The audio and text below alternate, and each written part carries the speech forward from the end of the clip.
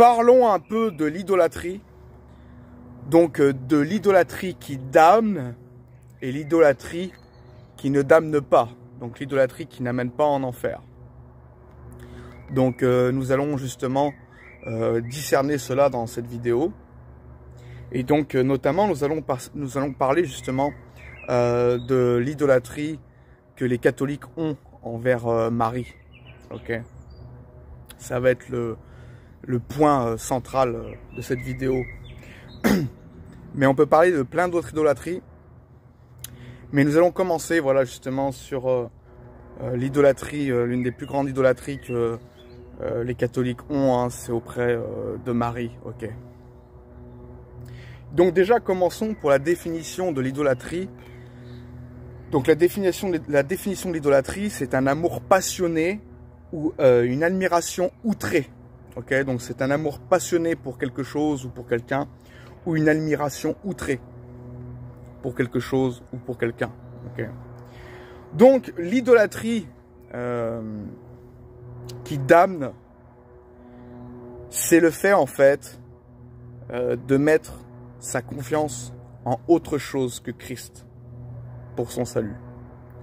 Donc si par exemple les catholiques, parce qu'il y a plusieurs catholiques qui sont dans leur cœur des gens sauvés parce qu'ils ont cru au véritable évangile.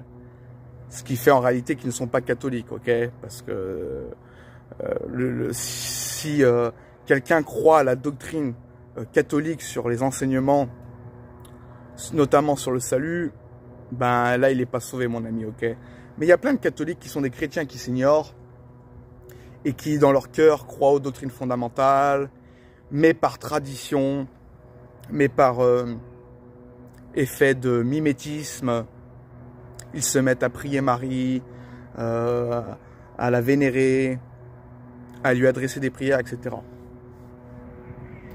Mais en fait, en réalité, voilà, ce qu'il faut comprendre, c'est que moi-même, j'ai déjà rencontré des catholiques, même des grenouilles de bénitier, si je puis m'exprimer ainsi, ou des gens qui étaient de tradition de l'Église catholique et qui croyaient en l'Eucharistie, qui croyaient à la papauté, qui croyaient que la Vierge était sainte, sans péché, etc. Mais ils le croyaient de la chair, pas vraiment du cœur. Parce que quand je leur annonçais l'évangile, ils disaient oui, amen, c'est vrai, c'est la vérité. Mais ils disaient, mais bon, voilà, c'est comme ça en France, c'est comme ça en Europe. Donc voilà, je suis les traditions, ok. Donc vraiment, ce qui fait de toi, ce qui détermine si tu es sauvé ou pas, c'est ce que tu crois du cœur, ok. C'est pas forcément ce que tu fais de l'extérieur, c'est pas forcément voilà ce que tu professes de l'extérieur qui détermine réellement ce que tu crois dans ton cœur, ok. Donc ce qui détermine si tu es sauvé ou pas, c'est ce que tu crois du cœur. Si tu as mis ta confiance entièrement en Jésus-Christ pour être sauvé et en aucune autre chose, eh bien alors tu es sauvé, ok. Mais si par exemple tu as mis ta confiance, tu dis voilà je crois au Seigneur Jésus, mais tu as mis ta confiance en une autre chose, comme par exemple Marie pour ton salut, ou en l'Eucharistie et je ne sais quoi encore, tu n'es pas sauvé, ok. Si tu as mis ça si tu as mis une quelconque confiance autre part que l'œuvre rédemptrice de Jésus-Christ dans ton cœur, si tu considères vraiment ça dans ton cœur, c'est que tu n'es pas sauvé, mon ami, ok. Mais si voilà une personne de la bouche, de la chair est traditionnellement catholique et qui va à l'église et qui prend l'Eucharistie et qui fait la prière de Marie, etc. et qui prie les saints aussi, ça veut pas dire forcément, ça fait pas d'elle nécessairement quelqu'un qui n'est pas sauvé, ok. C'est vraiment ce qu'elle croit du cœur qui définit si elle est sauvée ou pas. Et donc justement, en parlant de l'idolâtrie qui ne damne pas, après je reviendrai aussi sur l'idolâtrie qui damne, parce que je viens de le citer un peu là, nous sommes tous idolâtres. Les enfants de Dieu sont tous idolâtres par la chair, ok. Donc ne vous y trompez pas, il n'y a aucun homme sur la terre qui n'est pas idolâtre d'une certaine manière. Par exemple, les gens ont de l'amour passionné pour le sport, pour le jeu. Il y en a qui sont dans l'amour passionné, donc l'idolâtrie dans le manger et le boire. Il y en a qui sont dans la cupidité. Et Paul nous dit bien que c'est la cupidité qui est une idolâtrie, ok. Et donc, voilà, on a toutes sortes d'idolâtries dans nos vies, ok? Par exemple, le fait d'être narcissique, d'être vraiment égocentré sur soi-même, c'est une forme d'idolâtrie, ok? Par exemple, je sais pas quoi encore, le fait d'être patriote aussi. Enfin, moi, j'aime la France, ok? J'aime mon pays. Mais quand les gens ils disent, par exemple, voilà, la France a toujours été catholique, alors nous sommes catholiques, et ça changera pas, même si la Bible dit le contraire, que nous sommes sauvés par la foi seule, moi je suis la tradition, blablabla. C'est de l'idolâtrie, ok? C'est une forme d'idolâtrie. Et donc, on ne doit pas aimer plus un pays que le Seigneur Jésus-Christ, on ne doit pas aimer plus, comment dire, oui, la nostalgie hein, des époques, que Jésus-Christ, ok? On doit normalement adorer plus le Seigneur Jésus-Christ, ok? Et en fait, moi je crois au Seigneur Jésus-Christ, je suis sauvé parce que toute ma confiance a été mise en Christ, ok? Et donc j'ai été sauvé au moment où j'ai mis ma confiance en Christ, de mon cœur. Mais je veux dire, je suis encore idolâtre par la chair sur plein d'autres choses, ok? Par exemple, moi j'aime beaucoup la musique, je veux dire, j'ai une forme d'idolâtrie là-dessus. Par exemple, bon, moi j'aime bien les Beatles. Je sais très bien que les Beatles c'est des satanos, hein, ok? C'est clairement pas de Dieu, mais j'aime leur musique. Et donc voilà, et des fois j'écoute leur musique, ou voilà, et j'ai des fois un amour passionné pour leur musique. Et donc voilà, ça c'est une idolâtrie aussi, ok? Des fois d'avoir une admiration outrée envers certaines choses. Et donc, est-ce que ça fait nécessairement de moi quelqu'un de pas sauvé? Non, je suis sauvé. Mais la chair est idolâtre, ok? Et donc, là où je veux en venir, voilà, c'est que il y a plein de gens qui sont idolâtres sur plein de choses, notamment même sur la Vierge. Mais cela ne veut pas dire, ok, sur Marie, parce qu'elle est plus vierge. Hein, pour ça, je la nomme plus la Vierge, parce qu'elle a eu des enfants après Jésus-Christ, ok? Elle a été vierge au moment où Jésus a été conçu, ok, du Saint-Esprit, bien sûr, ça c'est biblique, mais elle n'est plus vierge après, ok, elle a eu des enfants. Ça, je l'explique hein, dans ma vidéo sur le catholicisme, hein, réfuté par la Bible. Ok, et donc je disais, voilà, donc on peut avoir, il y a plein de gens qui sont idolâtres, voilà, par exemple de Marie, ou d'autres choses, ou des saints, ou des papes, j'en sais rien, et ça fait pas forcément nécessairement d'eux des gens qui sont pas sauvés, ok. Donc c'est une idolâtrie qui ne damne pas. Mais une idolâtrie qui damne, en fait, c'est le fait d'avoir mis sa confiance en autre chose que Christ. Donc si par exemple, comme les catholiques font cette prière, s'ils le pensent vraiment dans leur cœur, ils ne sont pas sauvés. Parce que s'ils considèrent que Marie est corédemptrice ou que Marie, par exemple, participe au salut des hommes, s'ils croient cela, ils ne sont pas sauvés, ok? S'ils ne croient pas cela, même s'ils ont une statue chez eux, une statuette, on appelle ça des téraphimes, même si, voilà, ils disent Marie est sans péché, j'en sais quoi, etc. encore, parce que peut-être manque aussi de la connaissance de la parole, ou juste par orgueil, ok. Ça fait pas nécessairement d'eux des gens qui sont pas sauvés. Mais si par exemple, ils conçoivent qu'il y ait autre chose que Jésus-Christ pour leur salut, c'est une idolâtrie qui damne. Là, vraiment, c'est une idolâtrie qui amène tout droit en enfer, ok. Ça prouve qu'ils ne sont pas sauvés, ok, parce qu'ils n'ont pas mis toute leur confiance en Jésus-Christ pour leur salut. Et donc, quand ils font la prière à Marie, comme ça, ils disent « Je vous salue Marie, pleine de grâce, le Seigneur est avec vous, vous êtes bénie entre toutes les femmes, et Jésus, le fruit de vos entrailles, est béni. Sainte Marie, Mère de Dieu, priez pour nous, pauvres pécheurs, maintenant et à l'heure de notre mort. Amen. » Voilà leur prière, ok. Donc, le problème dans cette prière, c'est que c'est pas forcément le fait qu'ils disent, voilà, pleine de grâce, que Jésus est le fruit de vos entrailles est béni. Ben, c'est vrai, Jésus est béni, ok. Le problème, c'est que, comme il vient de le dire à la fin, comme ça dit à la fin de la prière, il est dit, Sainte Marie, Mère de Dieu. Donc déjà, bon, ça, c'est vraiment un blasphème. Mais encore ça, j'ai envie de vous dire que, bon, les gens qui croient ça de la chair, mais ils croient pas dans leur cœur, ok, la plupart des catholiques.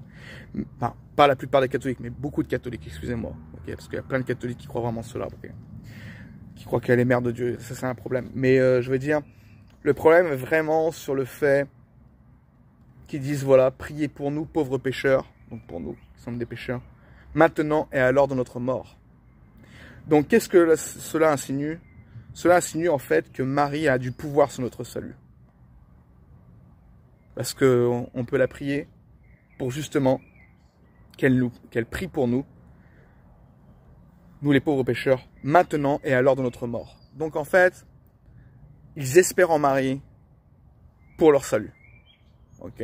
Parce que prier pour maintenant et à l'heure de notre mort, c'est que quelque part, si quelqu'un croit vraiment ça du cœur, si quelqu'un a vraiment mis cette confiance en cette prière, en disant, voilà, Marie, elle est là pour intercéder pour nous et pour prier à l'heure de notre mort, c'est qu'en fait, cette personne, si elle croit vraiment ça du cœur, cette personne a mis sa confiance en autre chose que Jésus-Christ pour son salut.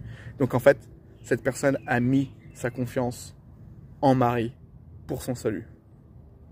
Dans le sens où elle croit que Marie contribue à son salut, qu'elle a un quelconque pouvoir sur le salut, sur son propre salut. Ok? Quand quelqu'un prie Marie en disant « Priez pour nous, pauvres pécheurs », quand la personne s'adresse à Marie en disant « Priez pour nous, pauvres pécheurs, maintenant et à l'heure de notre mort », donc cette personne, si elle le croit vraiment ça du cœur, c'est qu'elle a mis sa confiance en Marie pour son salut. Ok? Et ça, c'est damnateur. Ok? Ça, c'est une hérésie de damnation. Ok? Ça, c'est une idolâtrie qui damne.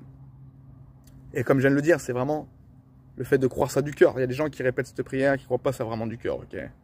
Qui répètent par tradition, par la bouche et par orgueil, par la chair. Ok? Mais vraiment, que si quelqu'un croit vraiment ça du cœur, que Marie, elle peut contribuer au salut, elle n'est pas sauvée, ok. Cette personne n'est pas sauvée, parce qu'elle a mis sa confiance en autre chose que Jésus-Christ. Et ça, c'est une idolâtrie qui damne, mes amis, ok.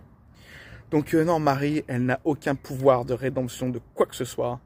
Elle n'a aucun pouvoir d'intercession de quoi que ce soit. Marie, elle n'a rien à voir avec le salut, ok.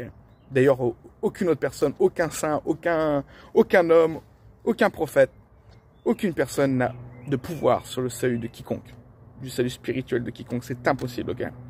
Le seul pouvoir du salut, bah, c'est l'évangile, ok? C'est le fait d'avoir cru au Seigneur Jésus-Christ. Donc voilà, c'est vraiment la seule chose qui sauve. Et donc mes amis, si quelqu'un a mis sa confiance en Marie pour son salut, bah, c'est une idolâtrie qui damne, ok? Si la personne, elle aime Marie parce qu'elle est attachée à Marie par la chair, parce qu'on lui a toujours dit Marie, Marie, Marie, la Vierge, etc. Bon, ben, cette personne est dans l'idolâtrie, elle irrite le Seigneur, mais ça fait pas forcément d'elle quelqu'un qui n'est pas sauvé. Si elle a cru au véritable évangile dans son cœur, ok. Voilà. Donc voilà, vous comprenez, mes amis, l'idolâtrie qui est vraiment dangereuse pour l'âme, c'est le fait justement d'avoir mis sa confiance en autre chose que Christ pour son salut. Prenons par exemple des exemples dans la Bible où justement il y a des gens justement qui ont cru au Seigneur Jésus et parmi des chefs des Juifs qui ont cru au Seigneur Jésus et qui justement par tradition, peut-être par ego aussi, pour X raisons quelle que soit, bon la Bible nous le dit, hein, je vais citer le verset, et je prends un exemple sur un peu plus large, et des gens voilà qui vont justement, qui ont cru mais qui par tradition, par orgueil vont se mettre à aller contre la doctrine de la parole, ok, de la chair. Je parle pas spirituellement, parce que si spirituellement tu n'as pas compris le salut, tu n'acceptes pas le vrai salut biblique, tu n'es pas sauvé, ok. Mais il y a plein de gens qui ont cru dans leur cœur, mais voilà, par ego, par orgueil et par mimétisme, ils répètent la même chose que ce qu'ils entendent, des mensonges qu'ils entendent, et aussi ils s'y attachent parce qu'ils veulent pas être exclus, ils veulent pas être rejetés, et donc voilà, ils disent voilà, bon, ils disent amen de la bouche sur voilà ce que l'Église catholique professe, par exemple. Et donc voilà, ça c'est une autre affaire, c'est pas une idolâtrie qui damne. L'idolâtrie qui damne, c'est le fait d'avoir mis sa confiance en quelque autre chose ou une personne pour son salut. Ok, ça t'envoie tout droit en enfer. Ok, ça prouve que tu n'es pas sauvé. Ok, parce que quelqu'un qui est vraiment sauvé, il n'a pas autre chose dans son cœur que Jésus-Christ pour son salut. Ok, il n'y a rien d'autre dans son cœur. Après, voilà, les gens, ils ont la bouche, ils ont la chair. On n'est pas le Seigneur Jésus-Christ pour sonder les cœurs et les reins. C'est pour ça que des fois, dans les commentaires, il y a des gens qui disent « Ouais, oh, toi tu juges, oh, tu dis, voilà, nous ne sommes pas sauvés si on ne croit pas au véritable évangile. » Bah ouais, je dis si vous ne croyez pas. Je ne dis pas que vous n'êtes pas sauvés, ok? Parce que moi, je ne suis pas dans les cœurs et dans les reins, ok? Je ne suis pas Dieu pour savoir ce que vous croyez dans votre cœur. Mais je dis si vous ne croyez pas au véritable évangile, si vous n'avez pas mis toute votre confiance au Seigneur Jésus-Christ pour votre salut, oui, vous ne serez pas sauvés. C'est ce que la Bible dit, ok? Alors après, est-ce que cela te regarde? J'en sais rien. Mais en tout cas, moi, par prévention, je te le dis, voilà, mon ami, c'est crois au véritable évangile, sinon tu ne seras pas sauvé, ok? Mets toute ta confiance en Christ pour être sauvé, sinon tu ne seras pas sauvé, ok? Donc, voilà, c'est par prévention que je dis ça, mais je ne condamne pas une personne expressément, directement, ok? À moins vraiment que tu insistes sur des hérésies, ben, moi, je peux te juger personnellement et dire, ouais, cette personne, je crois qu'elle n'est pas sauvée, ok? Mais en général, c'est pas ce que je fais, ok? Je dis clairement, si, ok? Si vous ne croyez pas, ok? Parce qu'il y a des gens qui peuvent se repentir, qui ne sont pas encore réprouvés, et voilà. Et puis il y a des gens qui sont sauvés, mais qui de la bouche disent des âneries et ils sont dans l'idolâtrie, etc. Donc on peut se tromper, mais je veux dire, voilà, on peut pas savoir ce que les gens vraiment croient dans leur cœur. Donc en général, je dis si, ok? C'est pour ça que je dis si vous ne croyez pas au véritable évangile, vous ne pouvez être sauvé. Si vous avez mis votre confiance en autre chose que Jésus-Christ et son œuvre rédemptrice à la croix, vous ne pouvez pas être sauvé. Ça, c'est la réalité biblique, ok? Donc c'est pas moi qui vous condamne, c'est la Bible qui vous condamne, ok? Donc dans Jean 12, verset 42, il est dit « Cependant, même parmi les chefs, donc les chefs des Juifs, plusieurs crurent en lui. » Donc plusieurs crurent au Seigneur Jésus-Christ. Mais à cause des pharisiens, ils n'en faisaient pas l'aveu, dans la crainte d'être exclus de la synagogue. Car ils aimèrent la gloire des hommes plus que la gloire de Dieu. Et donc, mes amis, je veux dire, c'est pas rare de voir des gens qui agissent de cette manière, qui sont vraiment sauvés, mais qui vont suivre le mouvement, qui vont suivre des faux enseignements, etc. Et par justement peur d'être exclus. Okay. Comme à l'époque, les gens ne voulaient pas être exclus de la synagogue, ils ne voulaient pas perdre, si tu voulais, quelque part comment dire, oui, leur reconnaissance auprès des gens. Et c'est justement ce qu'il dit, car ils aimèrent la gloire des hommes plus que la gloire de Dieu. Et donc il y a des gens, ils veulent pas perdre leur image, leur statut social. Alors ils se disent, voilà, on va pas en parler, qu'on croit au véritable évangile, on suit le mouvement, ok. Donc voilà, il y a plein de gens qui sont comme ça. Il y a plein de gens qui se disent, voilà, Marie, machin, j'ai une statuette chez moi, etc., qui font comme ça par tradition, mais qui en réalité dans leur cœur ne croient pas que Marie est co-rédemptrice ou que Marie intercède pour nous, pour notre salut, et que Marie est sans péché, etc. Ils y croient pas forcément vraiment dans leur cœur, ok? Donc voilà, il y a plusieurs cas de figure, hein. Et donc cela peut s'appliquer à toute chose, hein. Je parle de Marie, mais ça peut s'appliquer aussi à plein d'autres choses. Et comme je vous l'ai dit, déjà, nous qui sommes enfants de Dieu, voilà, qui croyons même déjà à la saine doctrine, même de la tête, eh ben on est idolâtre sur plein d'autres domaines. Par exemple, comme j'ai dit, ça peut être l'argent, donc la cupidité, ça peut être élever trop sa famille, par exemple, hein. C'est ce que Jésus dit, hein. D'ailleurs il le dit lui-même, il dit comme ça, il dit, voilà, si quelqu'un aime plus son père ou sa mère que moi-même, il n'est pas digne de moi. Ça ne veut pas dire qu'il n'est pas sauvé, mais il n'est pas digne, okay, de l'amour du Christ. Et donc voilà, les gens des fois placent quelque chose en premier plus que Christ par rapport à la chair. Et donc ça peut être l'amour propre, ça peut être voilà, donc un amour excessif, le narcissisme, ça peut être le manger, ça peut être toutes sortes de choses. Ok, je ne vais pas vous sortir toute la ribambelle de ce qui existe, hein. Il y a plein de choses où on est idolâtre et voilà. Parce que c'est la chair, mais ça ne fait pas de nous des gens qui ne sont pas sauvés parce que nous avons cru au véritable évangile. Et donc voilà. Donc ce ne sont pas des idolâtries qui damnent, ok? Ce ne sont pas des idolâtries de damnation. J'ai fait une vidéo qui s'appelle les hérésies de damnation sur les enseignements qui amènent en enfer si vraiment ces gens croient ça du cœur. Donc s'ils croient vraiment aux hérésies de damnation, ils ne sont pas sauvés. Mais là c'est pareil, c'est idolâtrie de damnation. C'est vraiment de placer dans son cœur sa confiance en autre chose que Jésus-Christ, d'avoir un amour passionné en autre chose que le Christ pour son salut. Ça, c'est vraiment quelque chose qui t'envoie tout droit en enfer.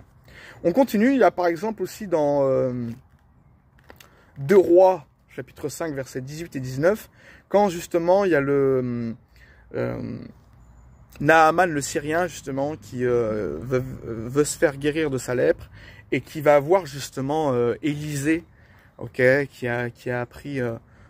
qui a eu oui dire d'Élisée, comme on dit, et pour qu'il soit guéri. Et en fait, donc une fois qu'il a été guéri, Naaman le Syrien par Élisée, il dit une chose intéressante, nous le lisons, il il dit comme ça, il dit, voici toutefois ce que je prie l'Éternel. Donc il dit, voilà, par rapport à Élisée, il lui dit, voilà, toutefois, quand je prie l'Éternel, voilà, il dit comme ça, il dit, voici toutefois ce que je prie l'Éternel de pardonner à ton serviteur. Donc il demande, il dit à Élisée, voilà, que l'Éternel me pardonne, donc lui-même, Naaman le Syrien, il parle de lui-même, voilà, il dit, voici toutefois ce que je prie l'Éternel de pardonner à ton serviteur, qui est Naaman, quand mon maître, donc Naaman parle de son maître, qui entre dans la maison de Rimon, donc un faux dieu, pour s'y prosterner et qu'il s'appuie sur ma main. Je me prosterne aussi dans la maison de Rimon. Veuille l'Éternel pardonner à ton serviteur lorsque je me prosternerai dans la maison de Rimon. Élisée lui dit, va en paix.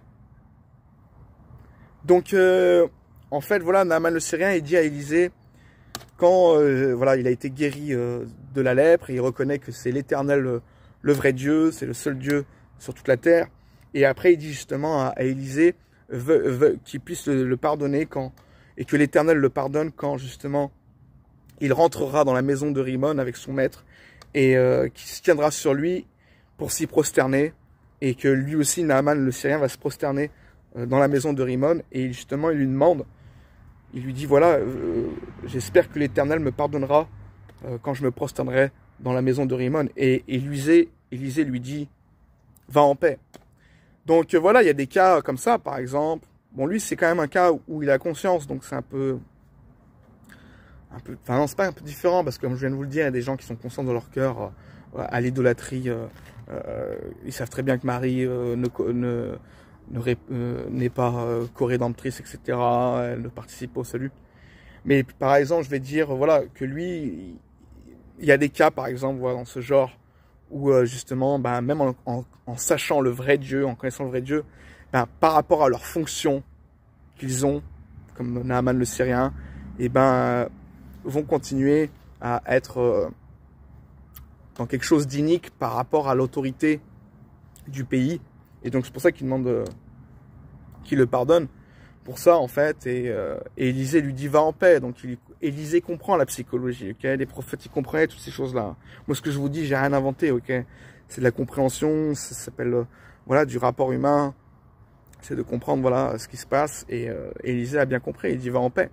Ça se trouve, Naaman le Syrien, il aurait pu dire bon, écoute, je vais perdre mon poste, mais c'est pas grave, je veux absolument pas me prosterner devant Rimon, etc. Il pourrait faire ça. Ce serait peut-être même mieux, mais il en perdrait peut-être beaucoup de choses dans sa vie. Il perdrait peut-être beaucoup de... Voilà, il serait peut-être mis à mort ou il serait rejeté de sa fonction. Et donc, il y a des gens qui sont pas prêts à tout sacrifier. Donc, c'est pas pour ça que Naaman le Syrien n'est pas sauvé. Mais voilà, de la chair, ben, il fait des concessions. Et Élisée le comprend très bien, ok, parce que la chair est faible et les hommes, voilà, s'attachent à ce qu'ils ont et des fois... Ils sont prêts à être dans l'idolâtrie, dans la chair, pour justement garder leur fonction, etc. Et Élisée lui dit, va en paix, tu vois. Donc il n'est pas en train de le rejeter, de rejeter ce qu'il dit. Il dit, va en paix, donc il lui dit, vas-y, fais ce que tu as à faire. En tout cas, c'est pas grave, voilà. Naaman est sauvé parce qu'il a reconnu que c'est l'Éternel, le vrai Dieu. Donc voilà, il a cru. Et donc voilà, c'est ça qui l'a sauvé. Et dans sa tête... dans sa fonction charnelle, etc. Et ben voilà, il va se prosterner devant Rimon. Et voilà, c'est ce qu'il fait. Mais ça fait pas de lui quelqu'un qui est pas sauvé parce qu'il a cru dans son cœur que l'Éternel est le seul vrai Dieu. Donc voilà, vous avez plein d'exemples comme ça dans la Bible. Vous avez quelques exemples, ouais, même plein, j'ai envie de dire. Hein. Quand on lit l'Ancien Testament, les rois, les chroniques, quand on lit Samuel aussi, voilà, il y a plein d'exemples où Israël vont vers d'autres dieux, mais pourtant ils sont sauvés parce qu'ils croient au véritable Éternel, au vrai Dieu. Ils croient vraiment à l'Éternel, mais voilà, par orgueil ou par tradition ou par influence des autres, et ben, vont voir d'autres dieux et ça irrite aussi l'Éternel, ok. C'est d'ailleurs pour ça qu'il y a eu beaucoup de punitions qui ont été envoyées hein, en Israël, ok. Je continue. Qu'est-ce qu'il y a à dire encore? Bon, j'espère que vous m'avez compris ouais, sur le passage d'Élisée. Vous lisez vous-même, hein, c'est 2 Rois. C'est dans 2 Rois chapitre 5, ok. Vous lisez tout 2 Rois chapitre 5, vous allez voir, c'est vraiment assez exceptionnel. Voilà, 1 Samuel chapitre 15 verset 23 nous dit « Car la désobéissance est aussi coupable que la divination, et la résistance ne l'est pas moins que l'idolâtrie et les téraphimes. » Et donc voilà, Samuel nous dit quelque chose d'assez puissant, parce qu'en fait, bon, la désobéissance, il la compare à la sorcellerie, à la divination, aux sortes de magie, comment dire, oui, comme la cartomancie, par exemple, qui est pratiquée aussi par beaucoup de gens. C'est vraiment la désobéissance, c'est vraiment faire affront à Dieu, parce que vraiment la Bible est très claire sur le fait que, dans Deutéronome 18 notamment, voilà, que on ne doit pas invoquer les morts, on ne doit pas prévenir l'avenir, on ne doit pas, oui, c'est ça, prédire l'avenir, chercher des signes dans les nuages, etc. et compagnie. Toute la Bible nous le dit dans l'Ancien Testament. Et donc c'est de la désobéissance. Et là, il ajoute, il dit, et la résistance ne l'est pas moins que l'idolâtrie et les téraphimes. Et ce qui est intéressant, il dit que c'est de la résistance, ok. Et c'est vrai, les idolâtres, quels qu'ils soient, ok, qu'ils soient des sauvés et qui sont idolâtres sur certaines choses, et des gens qui ne sont pas sauvés et qui sont vraiment placés dans leur idolâtrie, qui ont mis leur confiance en l'idolâtrie, ben là, c'est mort, hein, ces gens ne sont pas sauvés. Mais vraiment, il y a une résistance. Ils résistent, ils sont prêts des fois à mourir pour leur idole. Ils sont prêts à fracasser tout dans la maison, quoi, si tu touches à leur statuette. Okay, moi, ça m'est déjà arrivé de voir ça. Je veux dire, ça m'est déjà arrivé d'entrer dans une maison où il y avait une personne qui était catholique, c'était quelqu'un que je connaissais comme ça, de vue. Et puis, elle m'avait invité et je lui ai dit, ouais, j'avais parlé de la statuette de Marie, j'ai dit, ça, c'est pas de Dieu, etc. Je l'annonçais l'évangile à l'époque. Elle est devenue presque folle, ok. Cette personne a dit, waouh, touche pas à ça, quoi, tu vois. C'était vraiment, elle était prête à tout casser dans la baraque pour ça, en fait. Et vraiment, l'idolatrice, elle est mal placée, hein, ok. Ça rend les gens violents, hein, ok. C'est vraiment, ça les attache, ok. Ça attache, ok. Ils ont de la résistance. Et donc voilà, la résistance ne l'est pas moins que l'idolâtrie et les téraphimes. Téraphimes, c'est des petites statuettes ou les statuettes qu'ils avaient à l'époque, ou les statues. On appelle ça les téraphimes dans l'Ancien Testament, des statues d'autres dieux. Moi, par exemple, je suis, comment dire, ancré dans la parole, enfin, du moins, j'essaye de le faire au mieux. J'adore l'Éternel, j'essaie d'être fidèle à l'Éternel, et c'est vrai que je ne négocie pas quand on essaye de contredire l'Éternel, la parole de Dieu. C'est pas de l'idolâtrie, c'est vraiment de l'adoration, ok. Voilà, là, donc, moi, par contre, je ne négocie pas et je suis prêt, justement, à repousser la personne et lui dire, hé, mon ami, là, c'est pas bon, qu'est-ce que tu dis? Donc, c'est pas l'idolâtrie, là, c'est vraiment l'adoration parce qu'elle est envers l'Éternel. Donc, ouais, je suis prêt à dire, ouais, moi, au nom de l'Éternel, mon ami, tu sais quoi, je te repousse, ok? Et parce que tu ne crois pas au véritable évangile, voilà, j'ai du zèle pour le Seigneur et je vais vous dire, je fais pas de négociation, ok, sur les doctrines fondamentales et je tiens ferme. Mais ça, ce n'est pas l'idolâtrie, hein, c'est d'adorer Dieu. Mais ceux qui sont idolâtres, qui croient à des faux dieux, ils ont un peu le même rapport, mais pas au vrai Dieu, ok. Ils sont dans le sens, ouais, écoute, c'est Marie, c'est notre mère, Marie, c'est la Sainte Vierge, Marie, c'est tout pour moi si tu touches à Marie. Limite, ils seraient prêts à te mettre à mort, ok. À te taper, à te frapper, ok, à être violent. Et donc, c'est dommage qu'ils aient pas ce zèle dans la vérité au vrai Dieu, ok. Et donc ça, vraiment, l'idolâtrie est vraiment quelque chose qui fait des ravages. Et donc, même ceux qui sont sauvés sont résistants et peuvent être violents. Parce qu'ils sont attachés à trop de choses. Et quand tu touches à cette chose ou que tu leur remets en question, ben, ils deviennent fous, quoi. Enfin, voilà, ils se contrôlent plus, ok. Et ça, c'est normal, je peux le comprendre, c'est la chair. Et aussi, il y a l'autre cas aussi, pareil, qui sont vraiment résistants aussi. Mais là, c'est le fait vraiment que ça touche à leur esprit, dans le sens où ils ont mis cette confiance. Ils ont mis leur confiance, justement, en ces idoles, comme moyen de salut, etc. Leur gris-gris, ou par exemple Marie, qui vont dire, voilà, Marie, c'est mon salut, Marie, fais en sorte que je puisse être sauvé, Marie, intercède pour moi, etc. Donc ça, c'est vraiment une hérésie de damnation et en position de la résistance. Mais les enfants de Dieu ne mettent pas l'idolâtrie dans leur cœur là-dessus. Ok, c'est que Christ qui est notre Seigneur, qu'on adore, que l'on adore, c'est que le Seigneur.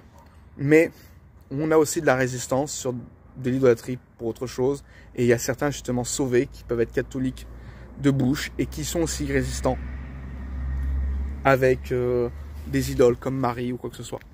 Donc voilà, j'essaye de me faire comprendre. Dans tous les cas, l'idolâtrie résiste, l'idolâtrie, ça accroche. Quel que ce soit des notions, que ce soit l'argent, que ce soit l'amour propre, que ce soit le sport, j'en sais rien, quoi que ce soit, ou que ce soit une personne, une idolâtrie envers quelque chose, ou une personne, donc comme Marie, ça accroche, qu'elle soit sauvée ou pas sauvée. Ça fait des dégâts. Et donc voilà, le problème, c'est que c'est pas le fait que ça accroche, le problème c'est que si cette personne, donc c'est là où il réside de damnation, c'est que si cette personne a mis sa confiance en cette idolâtrie, en cette idole, pour son salut. Là, c'est mortel, elle n'est pas sauvée. Cette personne prouve qu'elle n'est pas sauvée, ok. Et donc, elle peut même être possédée. Donc, ces gens-là, c'est très difficile à les amener à Christ, à les décrasser, de leur décrocher de leur idolâtrie pour qu'ils croient au Seigneur, c'est assez compliqué pour les amener à Christ. Mais ça, voilà, Dieu fait les choses, il peut des fois arriver à les amener à Christ. Ou sinon, c'est des gens réprouvés. Voilà, donc tu peux rien faire. Et pour ceux qui sont sauvés et qui ont de l'idolâtrie, ben, ils sont sauvés parce qu'ils ont mis leur confiance en Jésus, mais voilà, leur idolâtrie irrite fortement le Seigneur. Et ça te déplaît vraiment au Seigneur, et vraiment Dieu peut envoyer des malédictions dans ta vie, enfin, ne pas te bénir. Et on voit comme Salomon, hein, Salomon qui s'est prosterné devant les Astartés, devant les myriades du ciel, etc. À cause aussi des femmes qui lui ont tourné son cœur, femmes étrangères aussi. Des femmes étrangères qui avaient des dieux étrangers, ok, voilà, les femmes des nations, et il a tourné son cœur. Est-ce que Salomon, dans son cœur, croyait en ces dieux étrangers? Non, ok. Il croyait bien sûr en l'Éternel. C'était le seul qu'il adorait dans son cœur. Mais, par la chair, il s'est prosterné. Par la chair, il s'est laissé aller, ok, parce que la chair, c'est la chair. Et puis voilà, donc voilà, la chair est faillible. Et moi aussi, je suis pas à l'abri de ça. Je suis pas en train de me mettre au-dessus de tout le monde, même loin de là, même de Salomon, loin de là, même des prophètes. Et d'ailleurs, je prie le Seigneur d'être à l'abri de ça, parce que personne n'est à l'abri, même en tant qu'enfant de Dieu, de l'idolâtrie. Ok. Et donc, voilà aussi même l'amour des femmes. Voilà, il y a plein d'hommes qui se mettent aux pieds des femmes. Déjà d'une, la fornication, ce n'est pas quelque chose, c'est un péché. Ok, c'est un grave péché. Déjà d'une, ça ne devrait pas se faire. Mais je veux dire, il y a plein de gens qui font tout pour le regard des femmes, qui mettent tout, même leurs valeurs. Pardon, excuse-moi. J'ai un peu de pollen, c'est pour ça. Et donc, des gens qui, comment dire, voilà, sont prêts ouais, je veux dire, comment dire, ouais, à lâcher leurs convictions au pied des femmes, pour être regardé des femmes, pour être entendu, etc. Et ça, c'est de l'idolâtrie aussi, ok. Je veux dire, moi, bon, on est des hommes, mais je veux dire, moi, non, ça marche pas, ok. Je vais pas laisser mon Seigneur Jésus pour des femmes, ok. Je parle de la chair. Donc ça peut arriver, ok, mais voilà, c'est dommage de faire une chose pareille, ok. Vraiment de se descendre pour des femmes, de pas être vrai avec sa bouche, ce que l'on croit du cœur, pour l'amour des femmes. Et donc ça, c'est l'idolâtrie aussi, ok. Donc il y a plusieurs sortes d'idolâtrie. Donc voilà, on a vu en gros, pour presque terminer, on a vu en gros, voilà, l'idolâtrie qui damne, c'est vraiment d'avoir mis sa confiance, ok, en autre chose, donc d'adorer autre chose que Jésus-Christ pour son salut.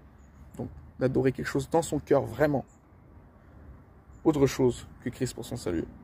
Donc d'adorer dans l'esprit autre chose que Christ pour son salut. Ça prouve que tu n'es pas sauvé ou que tu es réprouvé. Peut-être que tu pourras être sauvé si justement tu te repens de ça et tu crois au véritable évangile et que tu as mis toute ton adoration en Christ, donc ta confiance en Christ. Amen. Et il y a l'idolâtrie qui n'est pas une idolâtrie de damnation. C'est le fait, ben voilà, comme nous les chrétiens, d'avoir un amour passionné, voilà, d'idolâtrer quelque chose ou quelqu'un de la chair, voilà, de la bouche. Ça peut être Marie, ça peut être l'argent, ça peut être tout. Okay, ça peut être les saints, ça peut être les idoles qu'on voit même sur Internet, là, en ligne, hein, les stars, les machins, etc. Où les gens ils disent wow, je l'aime trop, je l'aime trop. Et moi, ça m'arrive aussi, moi. Moi, je suis un peu rocker dans l'âme, j'ai joué beaucoup de rock, enfin, étant plus jeune. Et j'aimais trop les Beatles, etc. Et j'ai un amour trop passionné envers eux, c'était l'idolâtrie. Okay. Et donc, je croyais déjà au Seigneur Jésus, hein, il y a 10 ans en arrière. Mais voilà, j'avais encore de l'amour passionné sur plein d'autres choses. Et voilà, donc ça irrite le Seigneur. Mais ça faisait pas moi quelqu'un pas sauvé, ok? Je suis sauvé parce que j'ai cru. Dans mon cœur, il n'y a qu'une idole, ok? Il n'y a qu'un objet d'adoration, c'est le Christ. J'en ai marre de ce pollen. Désolé. Et donc, qu'est-ce que j'ai à dire encore? On continue. Par exemple, dans 1 Pierre chapitre 4, verset 3, il est dit « C'est assez en effet d'avoir dans le temps passé accompli la volonté des païens, en marchant dans la dissolution, les convoitises, l'ivrognerie, les excès du manger et du boire, okay, et les idolâtries criminelles. » Il dit, en gros, ça en est assez de marcher dans ces choses-là, les excès du manger et du boire, donc voilà. Et il dit, et les idolâtries criminelles. Okay. Parce que c'est vrai, il y a des gens qui sont prêts à tuer pour leur statuette. Tu renverses leur statuette chez eux, ils sont prêts à tuer, ok. Ils sont prêts à... Façon de parler, mais oui, il y en a vraiment, c'est des violences. C'est comme l'histoire de Diane, la Diane d'Éphèse, hein, dans les Actes des Apôtres, où les gens, ils étaient complètement comme des dingues. Ils ont voulu faire mourir les disciples et faire enfermer, faire tuer l'apôtre Paul et ses compagnons. Et donc voilà, je veux dire, tu touches à leur idole, mon pote, ils sont prêts à te tuer pour ça, ok. Et donc, voilà, les idolâtries criminelles, ça peut être autant des gens qui sont dans l'idolâtrie du cœur, donc qui ne sont pas sauvés, donc aussi ils vont te mettre à mort, comme beaucoup de ceux qui étaient à Éphèse. Et puis pour ceux qui sont sauvés, eh ben, charnellement aussi, c'est pareil, hein, ils sont dangereux. Il y en a qui peuvent vraiment être violents parce que tu leur dis, voilà, la statuette de Marie chez toi, c'est pas quelque chose à faire normalement, tu vois. Et là, commence à se mettre en pétard et dire, oh non, non, c'est pas possible, casse le verre et tout ça, j'en sais rien, mais moi j'ai déjà vu ces choses-là, ok. Et je vais dire, et pas que pour Marie, pour d'autres choses aussi, pour d'autres idolâtries, etc. Et je vais vous dire, ça accroche quoi. Et là, il y a un problème, mon ami, ok. Mais bon, je juge pas entièrement parce que nous sommes tous idolâtres, ok. Nous sommes tous pécheurs et tous les enfants de Dieu sont idolâtres. C'est-à-dire qu'il y a quelque chose, au moins une chose dans leur vie, qui mettent trop de temps là-dessus, qui ont trop d'amour passionné, et qui fait que ben, ça irrite le Seigneur. Donc voilà, on est tous idolâtres, mais alors comme je vous le dis, voilà, Dieu est un Dieu d'équilibre, ok. Donc nous devons aimer les choses. Dieu nous a donné la nourriture, nous a donné le sport, nous a donné plein de choses, plein de connaissances. Dieu ne nous empêche pas d'aimer, mais il faut être dans l'équilibre. Si tu commences à avoir un amour passionné plus qu'autre chose, trop passionné, ben là, ça commence à rentrer dans le cadre de l'idolâtrie. Mais comme je le répète, je viens de vous le dire, voilà, l'idolâtrie charnelle, c'est pas celle qui damne, si tu as cru vraiment au vrai évangile, ok. De toute façon, tu mourras, tu seras encore sûrement idolâtre de la chair sur plein d'autres choses, sur plein de trucs, ok, ou sur une chose au moins. Mais vraiment, l'idolâtrie qui damne, c'est le fait d'avoir dans son cœur quelqu'un qui remplace Jésus ou qui est équivalent à Jésus, ou tu as mis ta confiance en autre chose que Jésus pour ton salut, là, c'est mortel. Ça prouve que tu n'es pas sauvé, s'il est dans ton cœur. Une aussi importance de l'idolâtrie, enfin une aussi grande dévotion. Alors comme je dis, il y a des gens, comme je vous dis, des chrétiens qui sont sauvés, voilà, des gens qui sont sauvés, et même qui sont catholiques de tradition et de la chair, ils sont idolâtres, mais ça fait pas forcément nécessairement d'eux des gens qui sont pas sauvés, parce que si dans leur cœur, ils ont mis toute leur confiance en Jésus pour leur salut, ils croient vraiment aux doctrines fondamentales dans leur cœur, ben ils sont sauvés, ok, tout simplement. Mais bien sûr, leur idolâtrie, irrite le Seigneur. Je prends du temps, ok, pour parler de ça. Je vais parler aussi d'un dernier sujet, ok. Je vais parler d'un dernier sujet. Aussi, un autre fait intéressant, c'est quand Paul dit dans Romains 10, « Frères, le vœu de mon cœur et ma prière à Dieu pour eux, c'est qu'ils soient sauvés. Je leur rends le témoignage qu'ils ont du zèle pour Dieu, mais sans intelligence. Ne connaissant pas la justice de Dieu et cherchant à établir leur propre justice, ils ne se sont pas soumis à la justice de Dieu, car Christ est la fin de la loi pour tous ceux qui croient. » Et c'est vrai, par exemple, quand on regarde le zèle que les catholiques ils ont, même les autres sectes, etc., qui font des grands buildings, par exemple l'Église catholique qui fait des cathédrales, qui ont fait des choses énormes, quoi, enfin des œuvres, qui ont fait vraiment, ouais, voilà, des grandes cathédrales, qui ont essayé, de missionner partout dans le monde. Eh ben, ce passage peut s'appliquer à eux, ok. Ils ont du zèle pour Dieu, d'une certaine manière, mais sans intelligence, comme les pharisiens de l'époque, ok, qui voulaient justement défendre à tout prix la vérité de Dieu, mais sans intelligence, en fait, ne connaissant pas la justice de Dieu et cherchant à établir leur propre justice, ils ne se sont pas soumis à la justice de Dieu, car Christ est la fin de la loi pour la justification de tous ceux qui croient. Et ben c'est pareil pour eux, ces gens, ils sont zélés, etc. Ils font des grands buildings, des grandes cathédrales et tout ça. Ils essayent ils courent la mer et la terre pour faire un prosélyte. Mais ces gens, en réalité, ne connaissent pas la justice de Dieu et c'est sans intelligence qu'ils font ça. Et c'est dommage, tout ce zèle perdu dans l'idolâtrie, dans un faux Dieu, dans une fausse croyance, dans un faux évangile.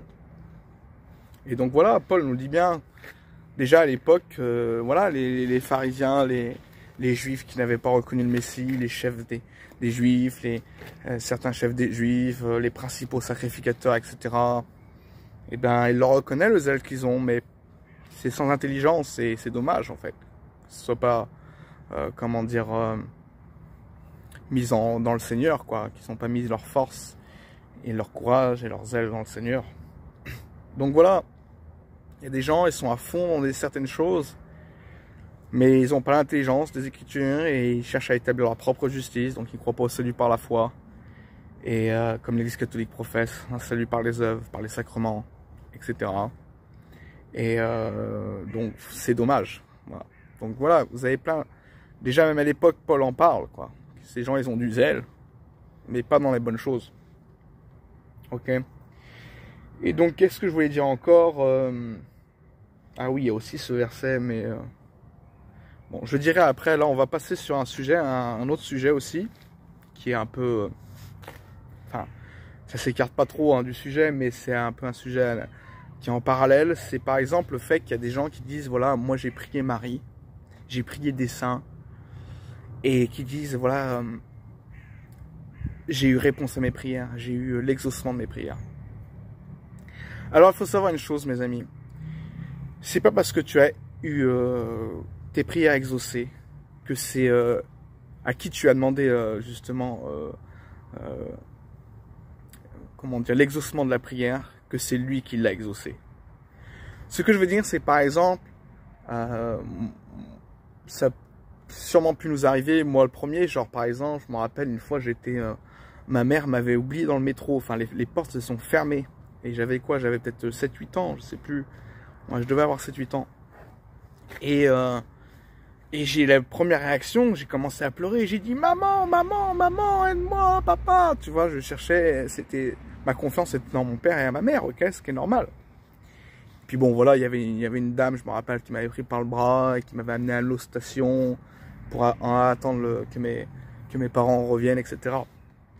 Et en fait, les réactions qu'on a, c'est que des fois, par exemple, quand on ne connaît pas Dieu, on ne le connaît pas, ok, c'est normal, et ben, on va justement s'attacher à ce qu'on croit sur le moment présent. Et donc, il y a des gens, par exemple, qui ont peut-être pu prier Marie ou prier des saints et qu'il y a des choses qui sont passées. Il y a eu l'exaucement des prières. Cela ne veut pas dire en fait que c'est Marie ou les saints en fait qui ont fait ça, ok? C'est Dieu qui fait toutes choses. Alors il y a deux options. Des fois en fait c'est carrément le diable, ok? Parce que le diable fait des miracles pour justement que tu continues à croire à des fausses doctrines, ok? Il séduit, etc. pour que tu crois à un faux Dieu, etc. Donc le diable peut aussi faire des miracles, ok? C'est la Bible qui nous le dit. Et mais parfois en fait, des fois quand tu ne connais pas le Dieu véritable, tu ne connais pas le vrai Dieu, l'éternel, et ben quand tu pries parce que tu sais pas quoi prier, tu ne connais pas, etc. Donc tu pries peut-être Marie, j'en sais rien, ou des gens qui prient leur gris-gris, ou ils prient Gaïa, ou j'en sais rien, Mère Nature et compagnie, et que des choses se passent, c'est peut-être aussi parce qu'en fait Dieu il est indulgent et il envoie quand même l'exaucement des prières. Jusqu'au jour où après tu te rends compte que c'est Dieu en fait qui est maître de tout ça, que c'est lui qui est le maître de la délivrance et qui exauce les prières. Mais je veux dire, voilà, ça peut arriver que tu puisses avoir eu des comment dire, oui, des délivrances, l'exaucement des prières par le fait d'avoir prié Saint Joseph, Saint Christophe, j'en sais rien, et encore. Parce qu'en fait, Dieu, il regarde au cœur et il voit où tu en es. Donc voilà, ça peut arriver d'être... quand tu connais pas Dieu, hein, je parle, parce que moi je connais Dieu, je vais pas prier qui que ce soit, je vais pas prier l'arbre qui est devant moi, je vais pas commencer à prier je sais pas quoi, etc. Dieu ne m'exaucerait sûrement pas, ok, parce que j'ai la connaissance du vrai Dieu, ok. Les gens qui n'ont pas vraiment la connaissance du vrai Dieu, et qui cherchent, et puis qui sont dans une galère à un moment donné, ou qui sont par exemple en agressés, j'en sais rien, ils sont en danger vraiment... physique, etc. et commence à dire, à prier n'importe quoi, ok, c'est normal, c'est instinctif, c'est humain. On commence à dire, ouais, s'il y a un Dieu, ou si le ciel, je te prie ciel, tu vois, hein, je te prie ciel que tu me délivres, et donc c'est pas le ciel en soi, le ciel bleu qui t'a délivré, mais c'est Dieu en fait qui t'a délivré, tu vois. Et donc c'est pas parce que tu as eu des délivrances et les ossements de tes prières que c'est par le fait de prier par exemple Gaïa, mettons que c'est Gaïa en fait qui t'a exaucé en fait, tu vois ce que je veux dire, ou le fait d'avoir prié Marie, que c'est Marie qui t'a exaucé en fait, c'est Dieu qui exauce, ok. Et donc voilà, jusqu'au moment où après on connaît le vrai Dieu, ben voilà, on s'adresse au vrai Dieu, quoi, ok, l'éternel, hein, le Père, le Fils et le Saint-Esprit.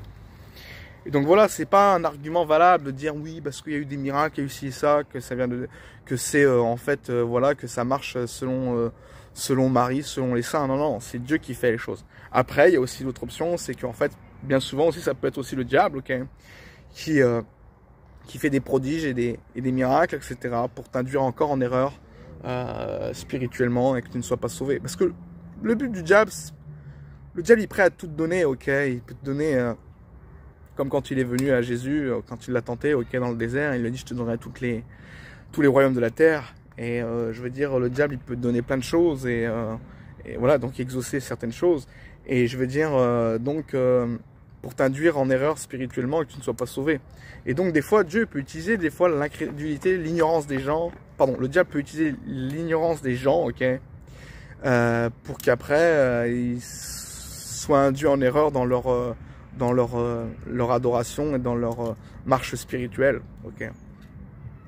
Et donc, voilà, il faut faire très attention à cela. Mais parfois, voilà, c'est Dieu vraiment qui agit réellement à travers de la connaissance que tu as. Et au moment où tu as besoin de quelque chose et que tu es vraiment en galère ou que tu es agressé, je sais pas, tu as des réflexes, tu commences à prier les croyances que tu as et que ça marche. C'est pas pour ça en fait que ce sont eux qui ont le pouvoir, c'est Dieu qui a le pouvoir et qui envoie quand même la délivrance, qui envoie voilà l'exaucement des prières. Et donc voilà, faut faire attention à cela, quoi, tu vois. Et parce que si tu es ignorant de ça, Dieu il agit quand même, parce que Dieu il est pas bête, ok, hein, c'est le tout puissant, ok. Donc c'est comme un enfant qui est abandonné, j'en sais rien, ça arrive, hein, je sais pas, mais oui, c'est sûrement arrivé. des gens qui abandonnent, les parents qui abandonnent leurs enfants, et puis ils se retrouvent, les enfants ils sont là, ils disent papa, maman, quelqu'un me vienne en aide, j'en sais rien, ou je sais pas, qui sont dans la détresse, et ils invoquent n'importe quoi, et ils pleurent, Dieu va venir quand même en aide, ok? Il va envoyer le sauvetage, ok? Il va envoyer la bouée de sauvetage.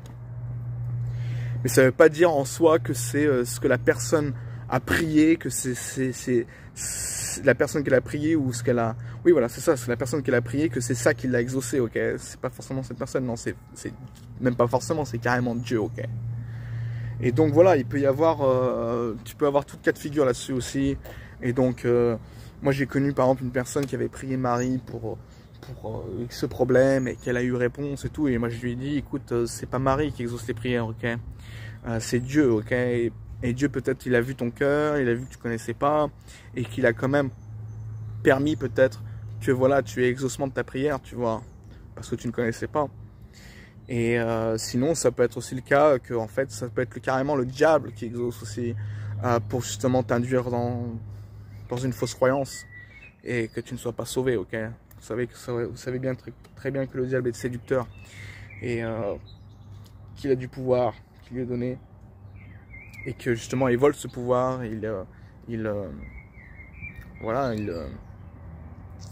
il a l'apparence d'un ange, ok, hein, comme un ange, un ministre de Dieu, mais c'est un faux ministre, ok. Donc voilà, faut vraiment comprendre cela, mes amis, faut pas se laisser tromper par cela.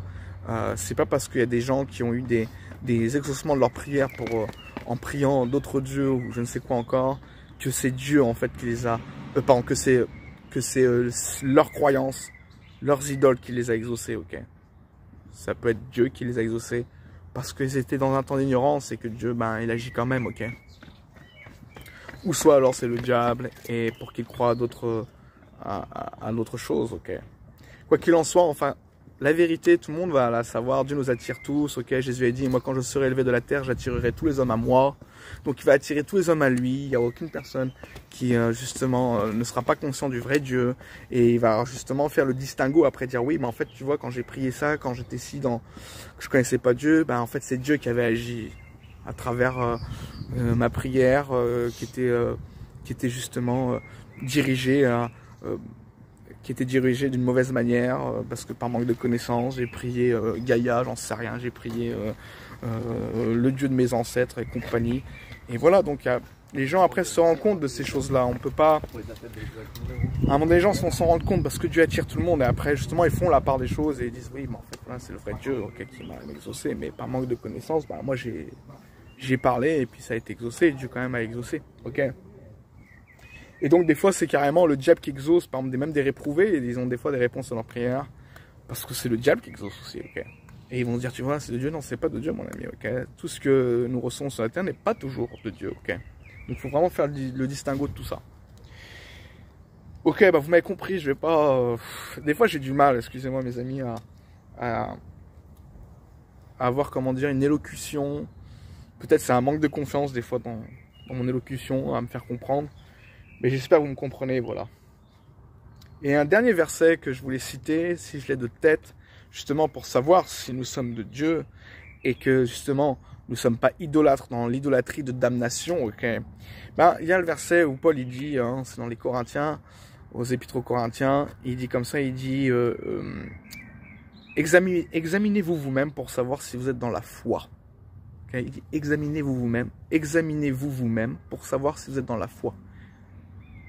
Éprouvez-vous vous-même, donc il dit comme ça, éprouvez-vous vous-même, ne reconnaissez-vous pas que Jésus-Christ est en vous, à moins peut-être que vous ne soyez réprouvé. Donc voilà, il faut s'examiner soi-même, ok. Moi je m'examine, je suis examiné déjà, je m'examine tous les jours. Jésus, ok, est mon Seigneur, Jésus, c'est le seul que mon cœur adore, que tout ce qui est en moi bénisse le nom de l'Éternel, que tout ce qui est en moi adore l'Éternel, comme David dit, et donc... je m'examine moi-même et je sais que je suis sauvé, ok. Donc il dit comme ça, examinez vous-même pour savoir si vous êtes dans la foi. Éprouvez-vous vous-même. Ne reconnaissez-vous pas que Jésus-Christ est en vous, à moins peut-être que vous ne soyez réprouvé. Et donc si quelque part il y a quelque chose d'autre dans ton cœur que le Christ, c'est pas bon mon ami, ok. C'est vraiment pas bon. C'est que tu n'es pas sauvé. Moi dans mon cœur il n'y a que Christ, ok. Il n'y a que Dieu le Père, le Fils, le Saint-Esprit, il n'y a que ça dans mon cœur, où toute ma confiance est mise. Et ça ne peut pas changer parce que nous avons l'Esprit Saint qui nous a scellés. Rien ne peut nous séparer de l'amour de Dieu. Personne, aucune créature ne peut nous séparer de l'amour de Dieu manifesté en Jésus-Christ. Et Jean 10 dit carrément personne, ok? Personne ne peut nous arracher de la main de Dieu. Personne, c'est ni vous-même, ok? Donc, je sais que dans mon cœur, voilà, je ne peux jamais ne plus croire. Je sais que c'est le seul vrai Dieu. Mon cœur n'adore que le seul vrai Dieu, le Père, le Fils et le Saint-Esprit, ok? Qui forment qu'un seul Dieu. Donc, c'est en tout... C'est en Dieu seul que toute ma confiance est mise quand je m'examine et que je m'éprouve. Ok, ça ne peut pas changer parce que je suis du Saint-Esprit.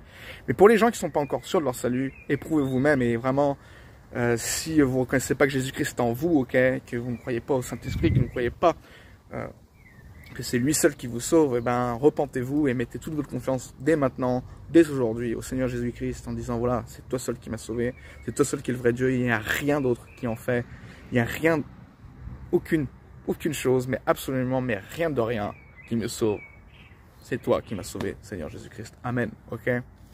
Donc, mes amis, éprouvez vous-même pour savoir si vous êtes dans la foi. À moins peut-être que vous ne soyez réprouvés. Et donc, les réprouvés, ils seront toujours ambivalents dans leur cœur parce qu'ils ne sont pas sauvés, ils sont passés du Saint-Esprit. Ok? Mais nous savons, nous examinons, et nous savons que Jésus-Christ est en nous par le Saint-Esprit qu'il nous a donné. Ok, soyez bénis. À une prochaine vidéo. Bye.